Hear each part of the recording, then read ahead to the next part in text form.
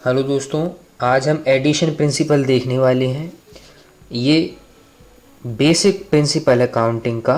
और इसके बाद आता है मल्टीप्लिकेशन प्रिंसिपल, जिसको हम अगली वीडियो में लेंगे।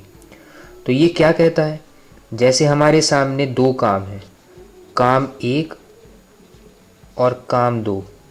इसको करने के m तरीके हैं, इसको करने के n तरीके हैं। तो काम एक और काम दो में से कोई भी एक काम करने के कितने तरीके होंगे। कहने का मतलब ये है कि हमें करना तो एक ही काम है इन दोनों में से।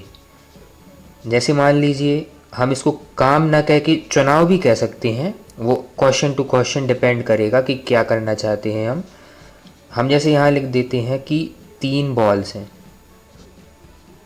एक बॉक्स में। यहाँ पे हम कहते हैं 2 बैट हैं।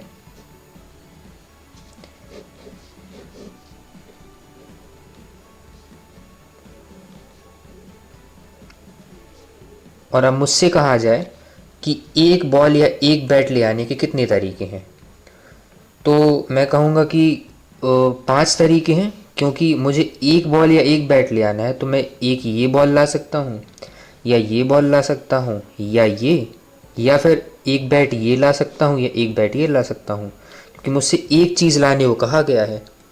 तो टोटल कितने तरीके हो गए? 5। ये एक बॉल निकालने के 3 तरीके थे, एक बैट निकालने के 2 तरीके थे, और एक बॉल या बैट निकालने के तरीके कितने हो गए? 5। तो ये यही चीज़ बताता है कि यदि हमारे सामने 2 काम हैं और उनको एक काम को करने के m तरीके हैं, दूसरे काम को करने के n तरीके हैं, तो दोनों में से कोई भी एक काम करने के तरीके हो जाएंगे m + n। ये है एडिशन प्रिंसिपल। और बस ये इतना ही है। अब हम आगे इसको क्वेश्चंस में यूज़ करेंगे तो इसकी बेटर अंडरस्टैंडिंग होगी।